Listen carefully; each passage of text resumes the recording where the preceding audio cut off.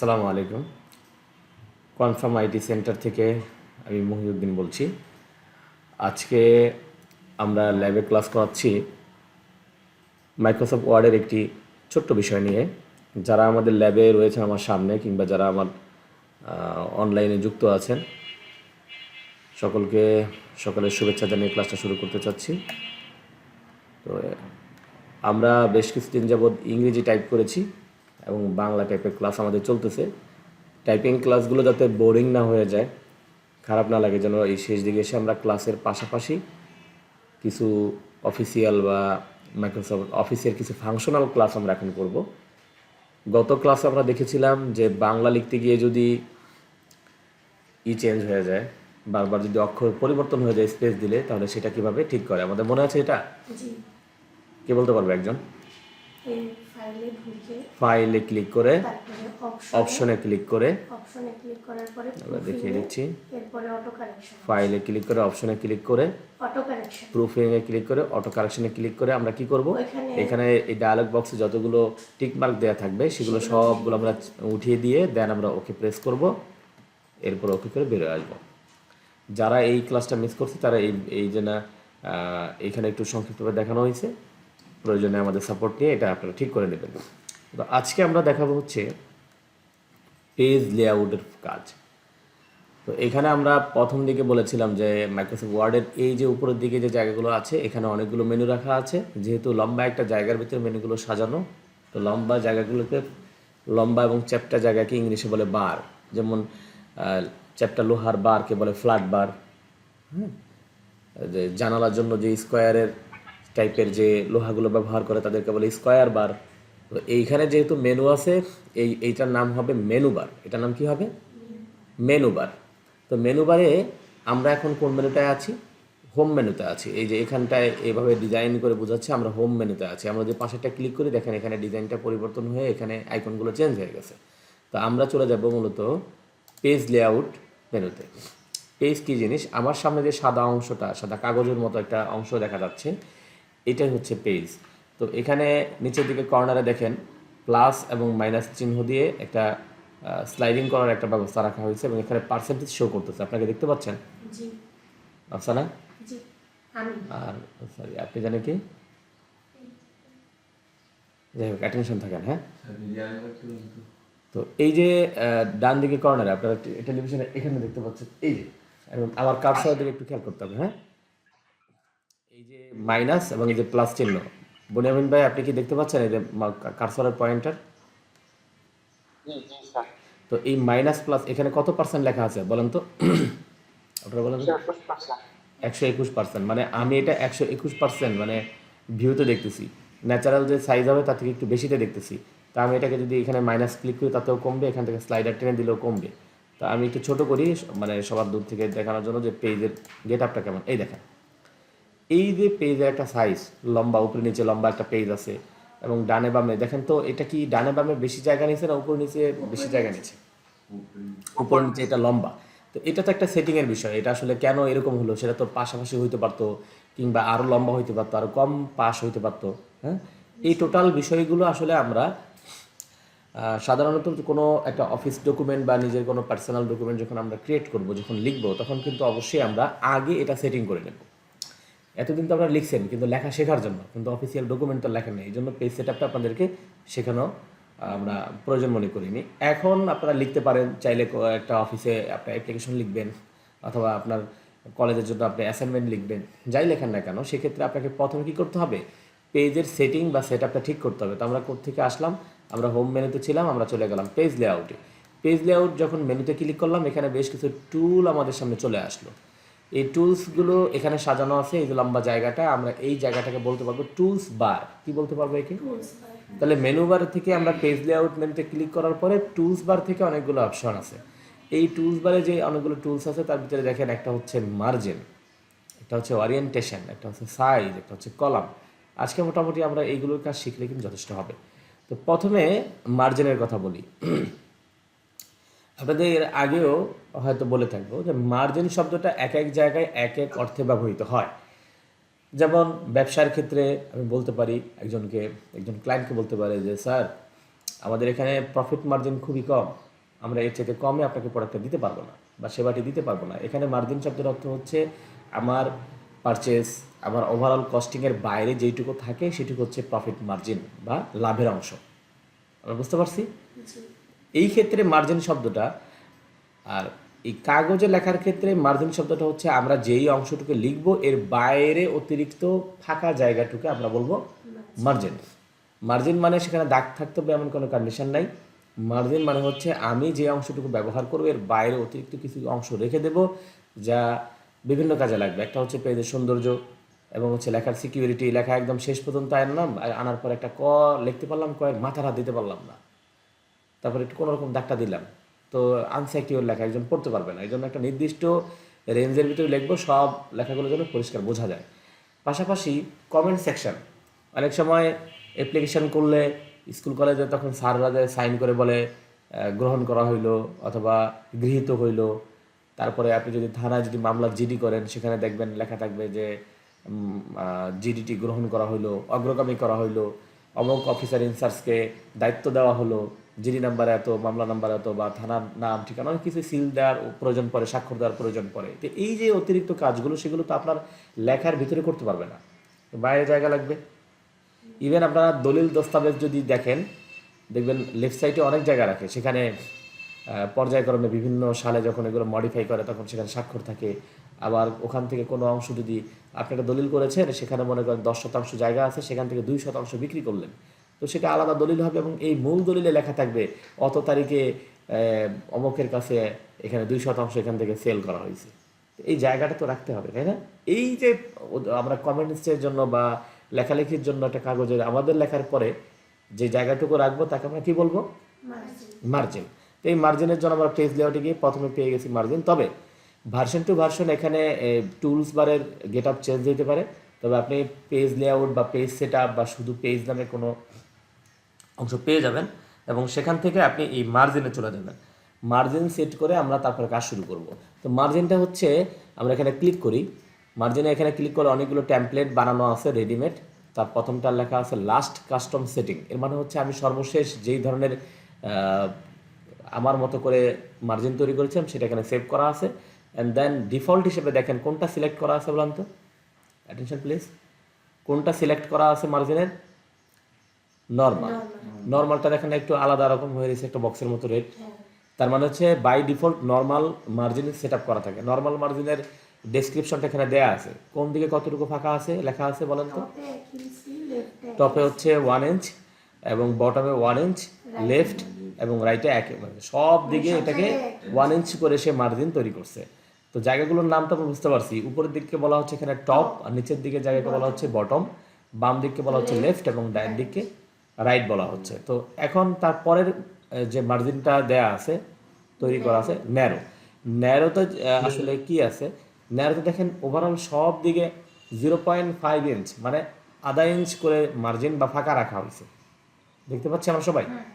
আচ্ছা, তাহলে এই ন্যারো মার্জিন যদি কখনো এমন হয় আমার অনেক লেখার প্রয়োজন, আমার মানে লেখার বাইরে আমার অত জায়গা রাখার দরকার নাই, যেমন ধরেন বাসা ভাড়া দেয়া হবে, আপনি এটা বড় করে একটা কাগজে লিখে আপনি লেমিনেটিং করে আপনার ভবনের সামনে লাগাই দিতে চান, তো ওইটার পাশে কি কেউ এসে কিছু লিখবে যে আমি নিতে চাই, অথবা ফোন দিয়েন এরকম কিছু লিখবে, অথবা স্বাক্ষর করলাম আমি এটা দেখছি, এরকম কোনো দরকার নেই তো, না? সেই ক্ষেত্রে মার্জিনটা তো লেস ইম্পর্টেন্ট, মানে অত দরকার হবে না। সেক্ষেত্রে কি করব, ন্যারো মার্জিন দিয়ে করলে মেন বডিতে অনেক জায়গা পাবো, বড় করে লিখতে পারবো বাসা ভাড়া দেওয়া হবে, তাই না? বড় বড় হবে, মোটা মোটা, মোটা গলায় বললাম। তো এরপরে কি আছে দেখেন তো, মডারেট। মডারেটটা হচ্ছে উপরে নিচে 1 ইঞ্চ করে থাকবে, দুই পাশে একটু কম থাকবে। আপনার আসলে প্রয়োজন অনুসারে এটাকে সেট আপ করতে হবে। তো যদি এমন হয় যে স্যার এই 1 ইঞ্চ আধা ইঞ্চ সব দিকে এক সমান না, আমি একটা সময় কিন্তু আমাদের যে গভর্নমেন্ট সার্ভিস থানাতে যে মামলা লেখা হয়, এই জন্য থানায় আসলে সরকার কোনো অপারেটর এখনও দেয় নাই।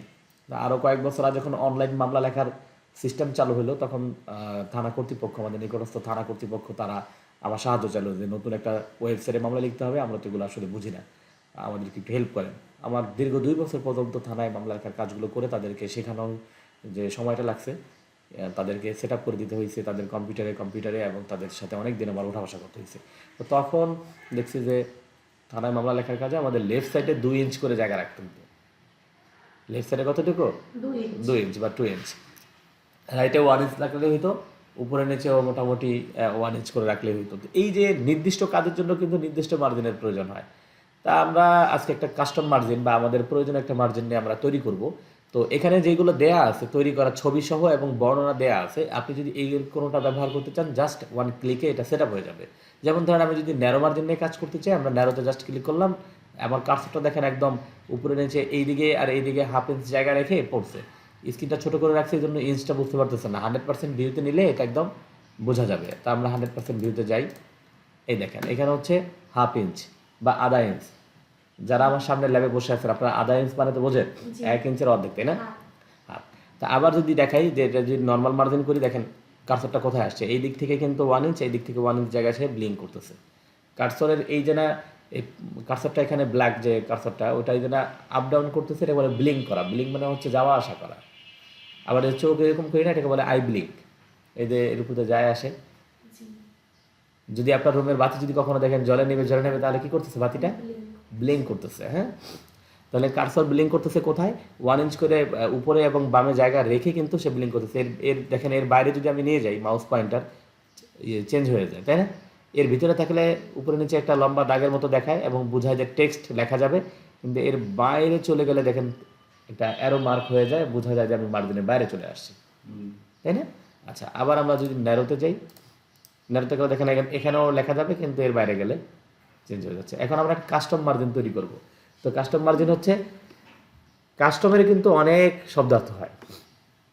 যখন আপনি তিব্বত ঘুরে আসবেন, এসে বলবেন they have a different custom, মানে তাদের একটা ভিন্ন সংস্কৃতি আছে, রীতিনীতি আছে। এখানে কাস্টম মানে রীতিনীতি। তো আর আমরা এখন যে কাস্টমের কথা বলবো, কাস্টম হচ্ছে প্রচলিত যেগুলো আছে এর বাইরে কিছু করা।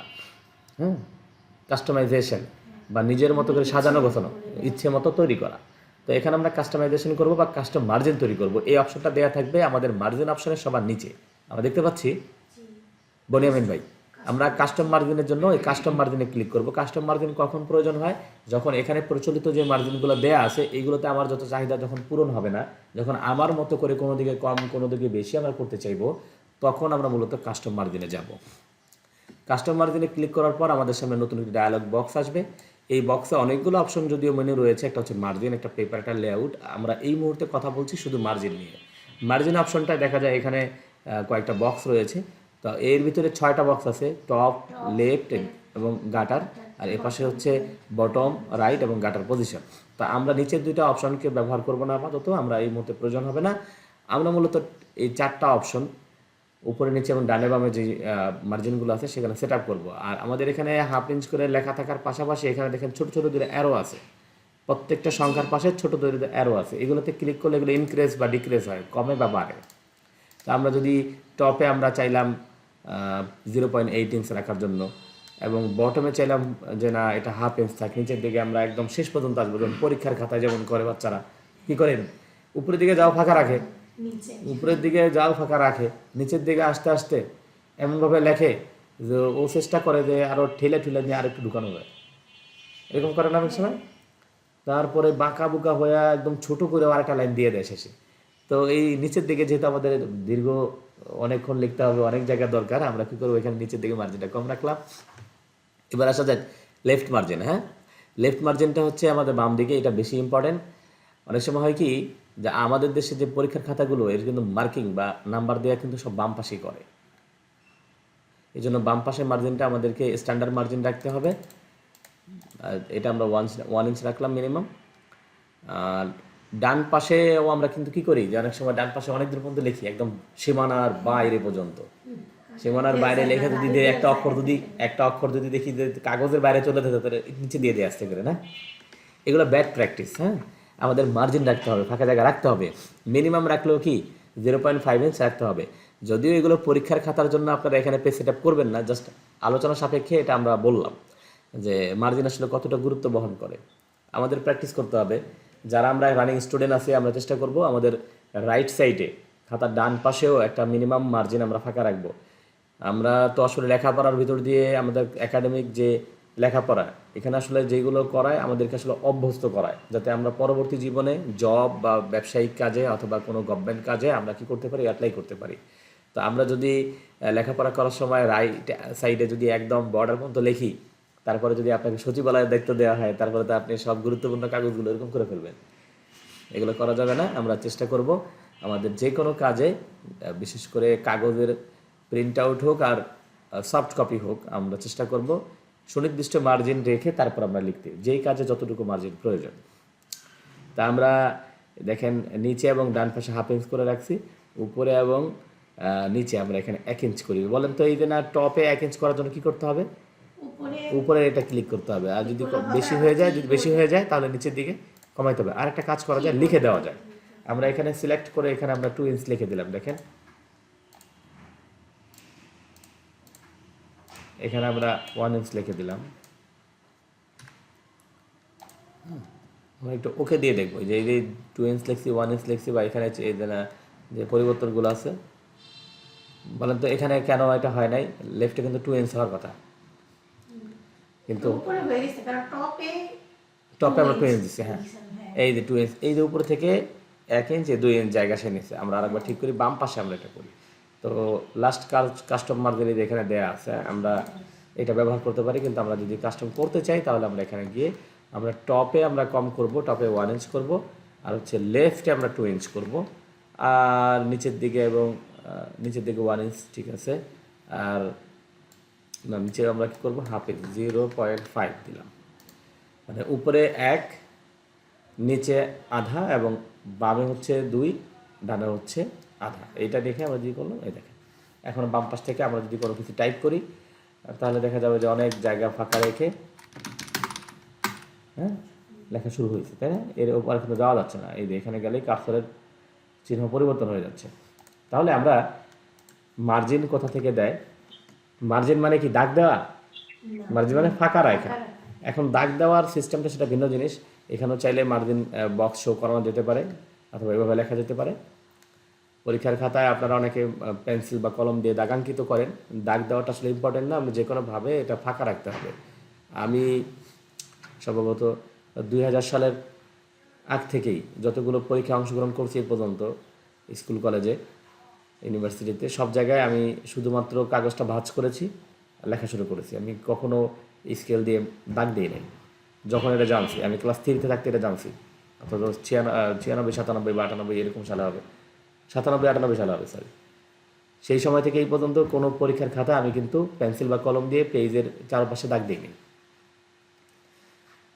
কারণ আমি জানছি যে মার্জিন মানে ফাঁকা রাখা, আমাকে দাগ দিতে হবে না। দাগ দিতে গেলে আমাকে পেজ উল্টায় উল্টায় প্রত্যেক জায়গায় স্কেল ঘুরায় ঘুরে দাগ দিতে হবে, টাইম কিল হবে। পাশাপাশি আর একটা সমস্যাও আছে দাগ দেওয়ার, আপনারা জানেন সেটা? আপনি কলম দিয়ে দাগ দিয়ে ফেললেন, এখন একটা শব্দ আপনি লিখছেন, কিন্তু একটা ছোট্ট একটা অক্ষর বা কোনো একটা পার্ট ঢুকানো দরকার এই জায়গাটায়। তা আপনি তো এখন লিখলে মার্জিনে বাইরে লিখতে হবে। আর আমি যখন দাগ না দিই, আমি চাইলে ওইটা লিখে দিতে পারি, স্যার বুঝতে পারে যে এটা পরে লেখছে, ও ভুলে গেছিলো, কিন্তু লেখা তো যাবে, সুযোগ তো আছে। দাগ না দিলে সেই সুযোগটা নেওয়া যায়। হ্যাঁ, দাগ দিয়ে ফেললে ওর বাইরে একটা খারাপ দেখা যায়, মার্জিনে বাইরে চলে আসছে। বুঝতে পারছেন? আচ্ছা, এরপরে আপনি যখন দাগ দিবেন, সুনির্দিষ্ট দাগটা থাকবে, দাগের পাশে যখন লেখা শুরু করবেন, একটা লেখা যদি আগে একটা লেখা পরে যদি শুরু হয়, অর্থাৎ কম বেশি হয়, তাহলে দেখতে একদম ওইটা স্ট্যান্ডার্ডভাবে দেখা যাবে যে আসলে সে কতটুকু কম বেশি করছে, একদম বোঝা যায়। আর যখন দাগটা থাকে না, তখন মোটামুটি সোজা মনে হয় লেখাটা। যাকে আরও অনেক সুবিধা আছে আপনাদেরকে, মানে অনেকগুলো বলে আপনারা যারা পরীক্ষার খাতায় দাগ দিয়ে লেখছেন তাদের মন খারাপ করাই দিতে চাই না। তো আমরা এখানে কম্পিউটারে মার্জিনের ক্লাসটা নিচ্ছিলাম। তো মার্জিনের আমরা যদি একটু রিভিউ নেই, বনিয়ামিন ভাই, মার্জিন কি সব সময়ে সব কাজের জন্য কি একই রকম থাকবে?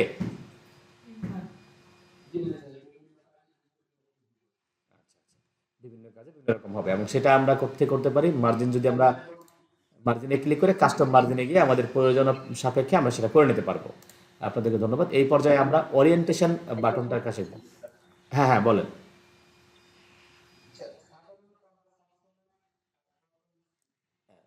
আমরা আমরা সবাই একটু মনোযোগ দিয়ে শুনি। আমরা সাধারণত নর্মাল মার্জিনে কাজ করব। নর্মাল মার্জিন কত? সব দিকে 1 ইঞ্চ করে। নর্মাল মার্জিন সব দিকে 1 ইঞ্চ।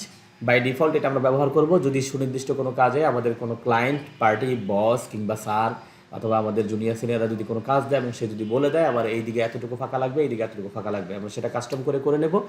এটা না জানা থাকলে আমরা বাই ডিফল্ট হিসেবে আমরা নর্মাল মার্জিন বা সব দিকে 1 ইঞ্চ করে জায়গা ফাঁকা রেখে আমরা কাজ করব।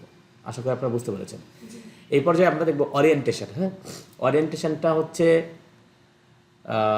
এখানে সাজানো অর্থে ব্যবহৃত হয়েছে যে এটা কি কোন দিকে সাজাবো কোন দিকে রাখবো। আমরা যখন টেবিলগুলো আমাদের বাসায় পড়ার টেবিলটা বসাই বলি জানলার পাশে থাকবে আমার এটা না, এখানে বৃষ্টির পানি আসে তাই জানলার পাশে রাখবো যাতে করে আলোটা পাই পানিটা না আসে।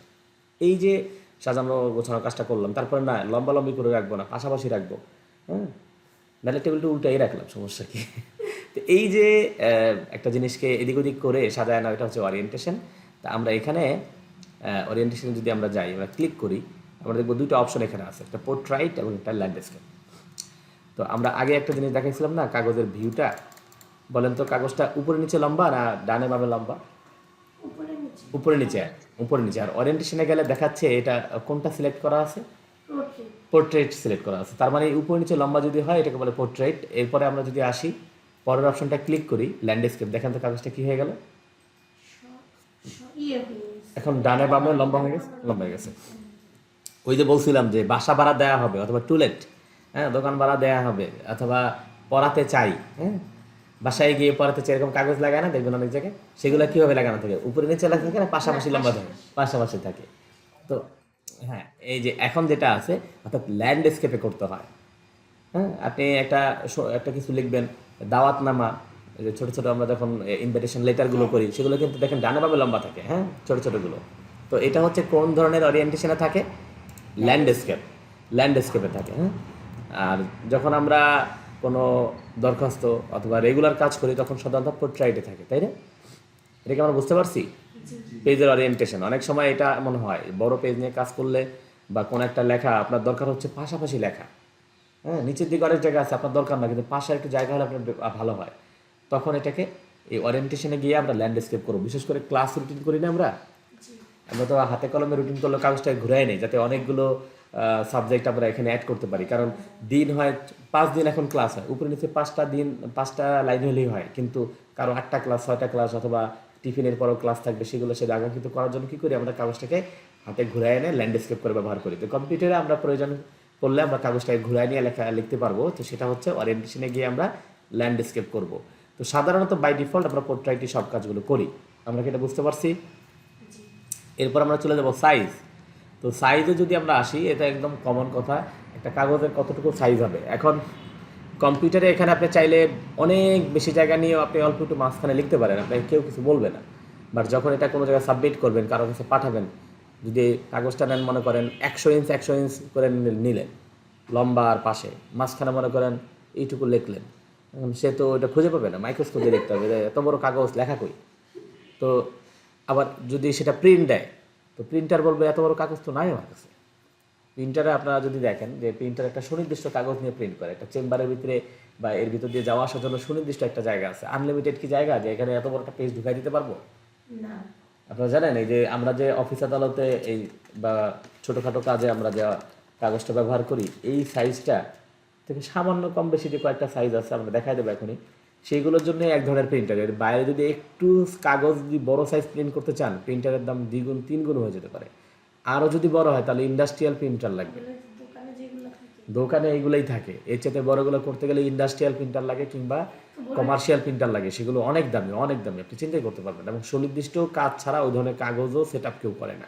তো আমরা শুধুমাত্র এই যে সাইজগুলো করবো এগুলো তো প্রিন্টও করতে হবে, মানুষকে দেখতে তো হবে, এবং সেটাকে যাতে প্রিন্ট আউট করা যায় আমরা ওইভাবে করব।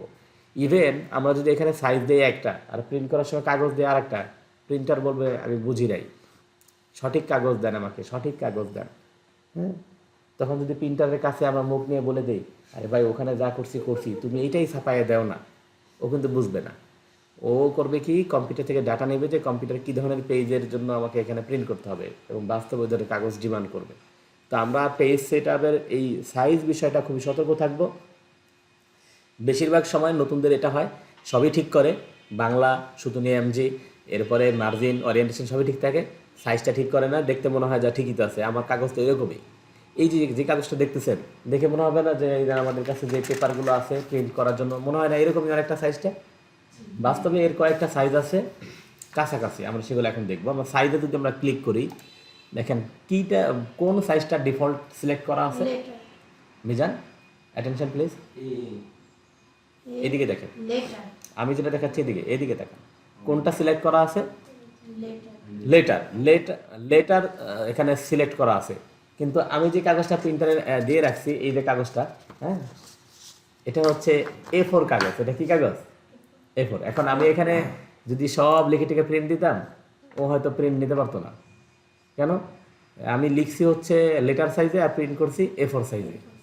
যখন একটা মিসম্যাচ হইতো তখন কিন্তু এটা একটা ঝামেলা তৈরি করতো। তো আমরা কি করব, সাইজটা বেশি ইম্পর্টেন্ট প্রিন্ট আউটের জন্য, হ্যাঁ। তো আমরা কি করব, এখানে এই লেটারের পরে কি আছে দেখছেন, লিগ্যাল। তো প্রথম লেটার সাইজটা বলি, যে লেটার সাইজটা আসলে কত, নিচে কিন্তু ইঞ্চ দিয়ে দেয়া আছে 8.5 ইন্টু 11 ইঞ্চ, মানে পাশাপাশি হবে 8.5 ইঞ্চ, এবং উপরে হচ্ছে 11 ইঞ্চ যদি হয়, এই কাগজকে বলা হয় লেটার সাইজ পেপার। এরপরে রয়েছে লিগ্যাল, লিগ্যালের পাশাপাশি 8.5, বাট উপরে নিচে 14 ইঞ্চ, 14 ইঞ্চ জায়গা নেবে, যেটা হচ্ছে আমাদের এই যে দলিলগুলো আছে না, এই দলিলগুলো দেখবেন উপরে নিচে অনেক লম্বা, উপরের দিকে এতখানি জায়গা ফাঁকা থাকে, ওই যে স্টাফের নাম লেখা থাকে, গণপ্রজাতন্ত্রী বাংলাদেশ সরকার 100 টাকা, এরকম লেখা থাকে না, অনেকখানি জায়গা কালার করা, তারপর থেকে কিন্তু লিখতে হয়। তারপর পরে লেখা যায় না, তারপরে একটু জায়গা রাখতে হয় স্বাক্ষরের জন্য, অথরাইজেশনের জন্য, এরপরে লিখতে হয়। তো ওইগুলো হচ্ছে অনেক লম্বা কাগজ, এটা কিন্তু অত লম্বা না, তাই না? এইটা সাইজ হচ্ছে এরপরে দেওয়া আছে যে A4 কাগজ। A4 কাগজ কি 8.27, এখানে কিন্তু পাশাপাশি একটু কম, দেখেন উপরে লেটার এবং লিগ্যাল হচ্ছিল 8.5, একদম এক্স্যাক্টলি 8.5 ইঞ্চ, কিন্তু এখানেও A4 হচ্ছে 8.27, মানে 8.5-এর একটু কম, 8.25-এর একটু বেশি, তাই না? 8.25-এর একটু বেশি, 8.25 হলেও 8.25 বলা যায় এটাকে। আপনারা বোঝেন এই 8.25 এগুলো বোঝেন? 8.25 বোঝেন না? মানে সাড়ে 1 ইঞ্চের 8.5 হচ্ছে 1.5, মানে 0.5 হলে 8.5, 8 ইঞ্চ আর হচ্ছে আধা ইঞ্চ, এটাকে বলা হবে 8.5 ইঞ্চ। 8.5টা, 8.30, এখানে 8.5 মানে হচ্ছে 8.5 ইঞ্চ, এরকম। যাই হোক, ওটা না বুঝলেও চলবে। তো 8.27, হ্যাঁ, এই যে 8.27, আর উপরে নিচে হচ্ছে 11.69।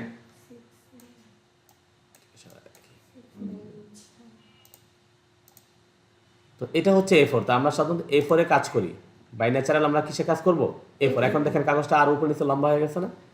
আচ্ছা, তো এই যে আমরা এটা করলাম, কারণ পাশাপাশি একটু চেপে গেছে, উপর নিচে লম্বা আসলে খুব বেশি না, 11.6 নয়, 11.6 নয়, বা এটা হচ্ছে উপরে নিচে লম্বা। তো আমরা বাই ডিফল্ট হিসেবে কাজ করব A4 এ, কারণ ম্যাক্সিমাম কাজ হচ্ছে আমরা A4 সাইজে প্রিন্ট করি, A4 সাইজের জন্য আমরা লিখি। ইভেন আমরা অনলাইনে পাঠানোর জন্য A4 এ লিখতে পারি। আর যদি সুনির্দিষ্ট কোনো কাজ হয় যেখানে সুনির্দিষ্ট পেপার সাইজ লাগবে, তখন আমরা লিগ্যাল অথবা লেটার করব। এছাড়াও আরও কিছু সাইজ আছে যেগুলো কম ব্যবহার হয় আমাদের দেশে, A5, A6 ইত্যাদি। আর মোর পেপার সাইজে গিয়ে আসলে আমরা মূলত এখানে এগুলো খুব একটা কাজে লাগাতে পারবো না, কারণ হচ্ছে আমাদের যে পেপারের যে সাইজ, যদি আমরা প্রিন্ট আউটের কথা চিন্তা করি, তাহলে আমাদের ম্যাক্সিমামে লাগবে হচ্ছে A4, কোথাও কোথাও লিগ্যাল, হ্যাঁ। তো এটা আমরা কোন কাগজে কোন সাইজে করতে চাই, এটা আমরা আগে ফিক্স করব, তারপর এখানে সাইজটা সিলেক্ট করে দেবো। তো আমরা ল্যাবে যখন আমরা কাজ করব, আমরা এখানে শেখার জন্য কোন সাইজটা নিয়ে কাজ করব, লেটার A4 নিয়ে কাজ করব। A4। এই যে কাগজগুলো বাজার বিক্রি হয়ে যায়, বসুন্ধরা, ফ্রেশ, এগুলো কোন সাইজের? A4 সাইজে লেখা থাকে বড় করে A4 পেপার, এরকম লেখা থাকে দেখবেন। A4 সাইজটা হচ্ছে কত, কি বলতে পারবেন? পাশে কতটুকু জায়গা থাকে A4 এ? 8.27, এবং উপরে নিচে 11.69, হ্যাঁ। আচ্ছা, এই হচ্ছে আমাদের সাইজ। এবার আসা যাক কলাম। আমি একটু কলামটা দেখাই আপনাদেরকে। 100% ভিউতে আসলাম। এই জায়গায় যতগুলো অপশন ছিল তার ভিতরে কলাম করে আমরা শেষ করব। কলামটা হচ্ছে পত্রিকা, দেখবেন একটা পেজের ভিতরে এখান থেকে একটা লেখা নিচে দিয়ে গেছে, তারপর একটা সংবাদ নিচে দিয়ে গেছে, এরপরে আবার একটা সংবাদ নিচে দিয়ে গেছে, একসাথে একটা লাইন শুরু করে এই মাথা থেকে সে মাথা যায় না। দেখেন না, দেখছেন না পত্রিকা? জি কিন্তু বইয়ের ভিতরে দেখেন একটা লাইন শুরু করলে সে কিন্তু একদম এই মাথা থেকে ওই মাথা যায়, তাই না? এখানে শুরু করছে, পুরো পেজ জুড়ে গেছে। কিন্তু পত্রিকায় কি হয়, পত্রিকায় এখানে একটা লম্বা করে একটা কলামের মতো এখানে পড়তে হয়, তারপরে এখানে অন্য সংবাদ, এখানে হারানো বিজ্ঞপ্তি, এখানে প্রাপ্ত বিজ্ঞপ্তি, এখানে পুরস্কার পাইছে, এখানে ওইরকম করছে, মারা গেছে, ভিন্ন ভিন্ন হয় না? একই পেজে ভিন্ন ভিন্ন কলাম বা এরকম উপর নিচে করে সাজানো থাকে।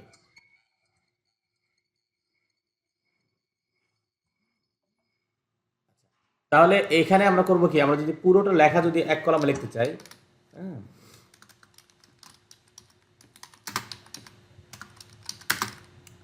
আজকে কি বার? রবিবার, সানডে। সানডে ভুল দেখাচ্ছে কেন? দিনের নামে প্রথম অক্ষরটা বড় হতে দিতে হবে এই জন্য।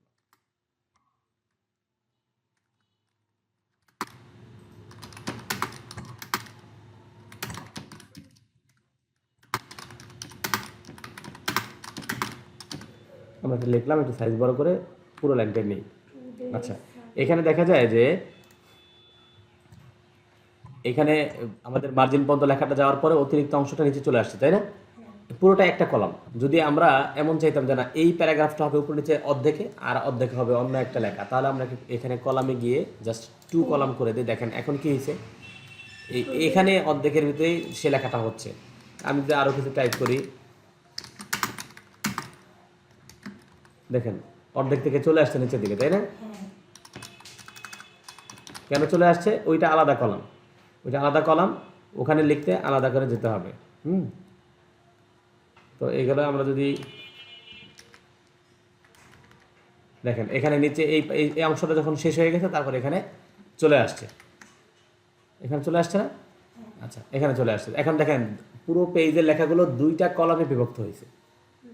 সংবাদপত্রে এরকম করে আমরা দেখি না? আচ্ছা, যখন আমাদের আরও বেশি কলামের প্রয়োজন হবে, আমরা তখন চাইলে এখানে 3 কলাম বা একদিকে ছোট একদিকে বড় কলাম করতে পারি। আমরা এটা বুঝতে পারছি? আমাদের প্রয়োজন সাপেক্ষে আমরা কলাম সংখ্যা বাড়িয়ে আমরা আলাদা করে লিখতে পারবো, তবে বাই ডিফল্ট হিসেবে আমরা 1 কলামে সব কিছু লিখি। আমরা এটা বুঝতে পারছি? আজকের রেকর্ডিং ক্লাসটা এখানে শেষ হবে। এই অংশগুলো আপনারা প্র্যাকটিস করবেন, আমরা আমার দীর্ঘ আলোচনায় থাকবো যতক্ষণ আপনারা ক্লাসে থাকেন। যারা রেকর্ডিং ক্লাসটা দেখবেন পরবর্তীতে, তাদের উদ্দেশ্যে বলি, লাইভ বা ল্যাব ক্লাসের কোনো বিকল্প হয় না। বিশেষ প্রয়োজনে ক্লাসটা রেকর্ড করা হয়েছে। আপনারা এই রেকর্ড দেখে যদি কোনো অংশ বুঝতে না পারেন বা যদি আবারও জিজ্ঞাসার প্রয়োজন হয়, অবশ্যই আমাদের হোয়াটসঅ্যাপ গ্রুপ আছে বা অন্য কোনো মাধ্যমে আমার সাথে যোগাযোগ করুন।